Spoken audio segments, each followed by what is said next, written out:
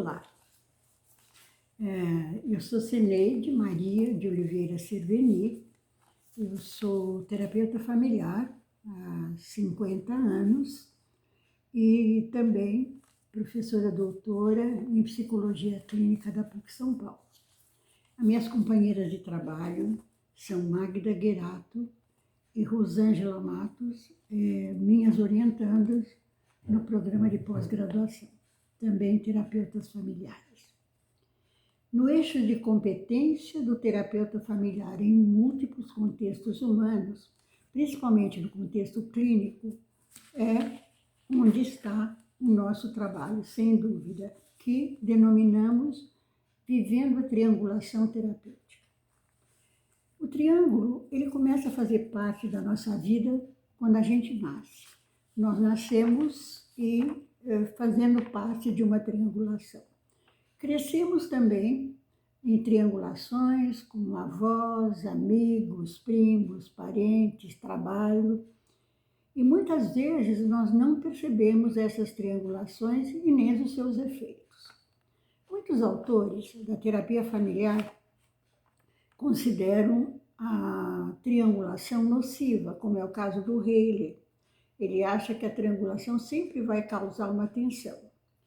Outros têm uma opinião diferente, achando que a triangulação ela pode ser também uma oportunidade para que um dos vértices observe os outros.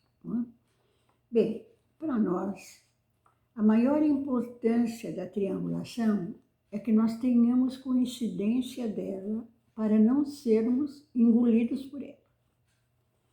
Como terapeuta, nós temos que ter a noção de que a triangulação ela é útil, mas perigosa. Pode melhorar a função terapêutica, mas pode também destruí-la, dependendo da nossa habilidade para perceber o seu uso e sua função.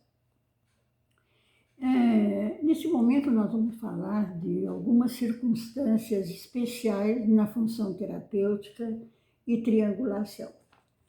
Por exemplo, quando existe um segredo, na terapia com pais e filhos, na terapia de casal, na terapia mediada pela tecnologia. Quando a gente fala de triangulação, uma palavra que vem junto é segredo.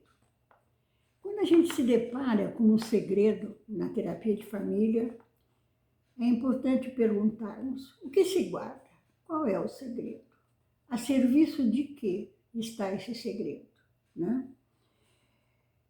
Como se guarda o segredo? E os segredos mais comuns que nós terapeutas familiares encontramos na prática são as adoções, as traições, algumas patologias, né? Suicídio, entre outros, alcoolismo. Na minha experiência, é muito difícil trabalhar com uma família que guarda um segredo. E essa situação piora muito quando o terapeuta participa desse triângulo, ele se torna um vértice desse triângulo. Eu me lembro de um caso de um casal que me procurou com 2 filhos adolescentes e a procura se deu pela tentativa de suicídio da filha. O pai era colecionador de armas e guardava essas armas em casa.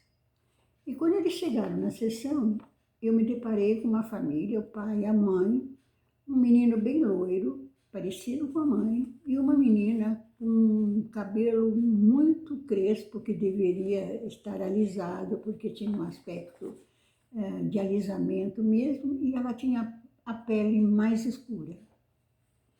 Eu chamei o casal parental, então, e falei da minha preocupação com as armas, né, e com a tentativa de suicídio. E nesse momento eles me contaram que os 2 filhos eram adotados.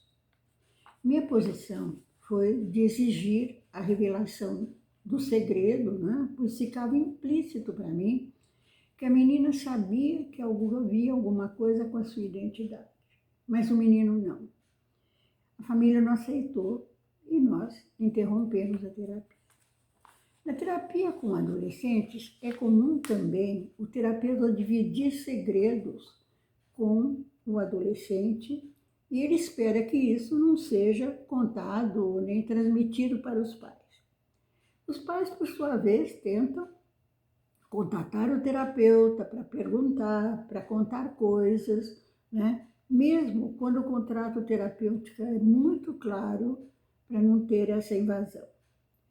O grande problema nesse caso é quando o adolescente corre algum perigo e o terapeuta precisa lidar com esse segredo.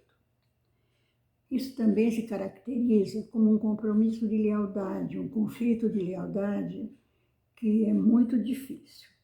Nessas ocasiões, a entrada de uma terapia de família para ajudar é muito importante, né? Porque daí o adolescente pode ser chamado para essa terapia de família, a coisa se resolver dessa maneira.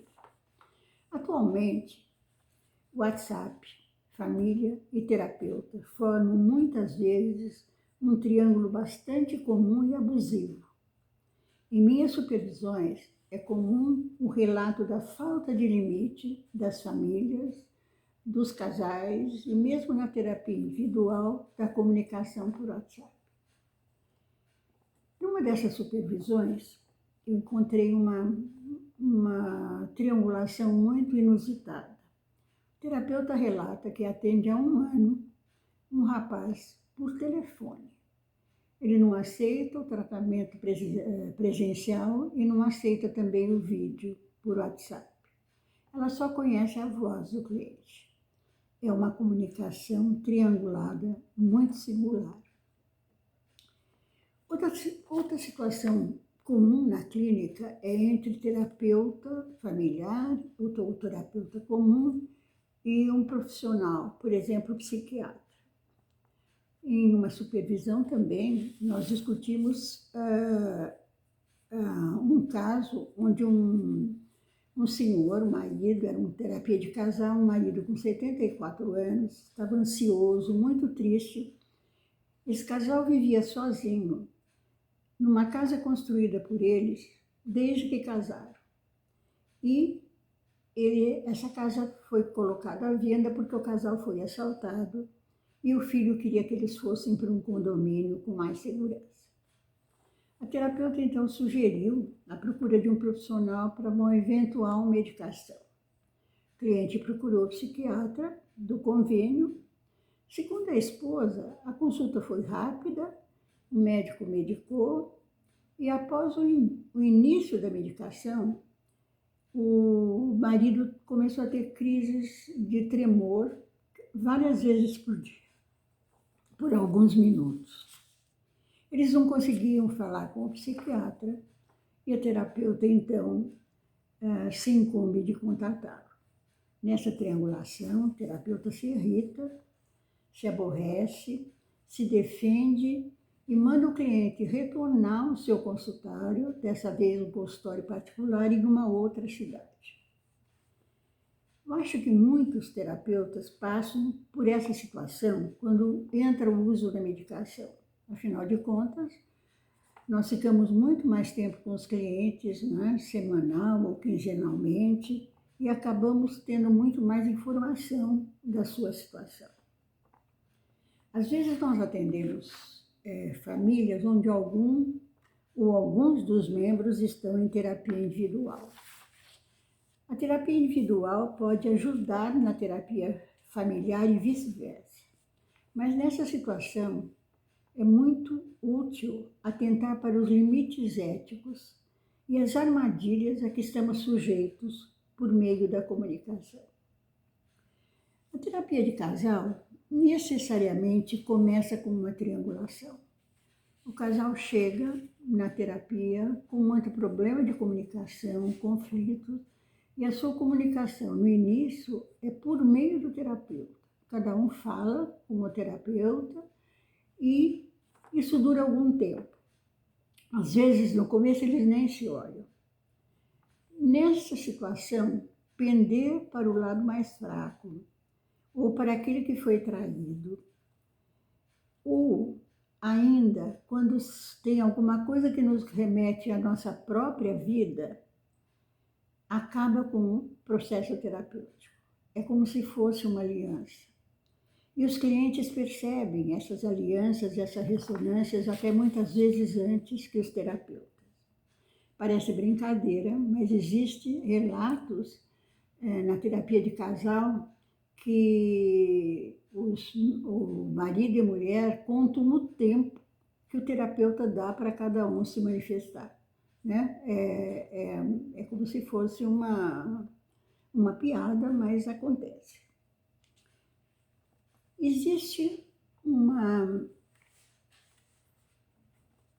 uma coisa muito importante na terapia também, na terapia, na triangulação, e que é uma coisa muito sistêmica. Né? Eu consigo ver isso numa frase do Bertolt Brecht, que ele diz assim: do rio que tudo arrasta, se diz que é violento, mas ninguém diz violenta as margens que o oprimem. Isto é, ele nos chama a atenção para os dois lados de uma mesma situação. Bem, eu queria mostrar para vocês um livro que eu organizei, Relações Triangulares. 2 é bom, 3 é demais, onde nós procuramos falar, né, sobre todos os tipos de triangulações. É um livro muito útil e está editado pela Juruá. Muito bem. Essa comunicação, né, essas relações triangulares, falando sobre relações triangulares, era para ser feita presencialmente, para ser discutida com vocês, colegas, terapeutas, e gerar construções, né, novas reflexões. O coronavírus, tão letal e rápido, não permitiu isso, mas nós agradecemos a oportunidade de estarmos nos comunicando seguros pela triangulação com a tecnologia. Eu quero deixar com vocês os nossos e-mails, se quiserem nos contatar, né, para algum esclarecimento mais ou mesmo para trocar informações. Muito obrigada.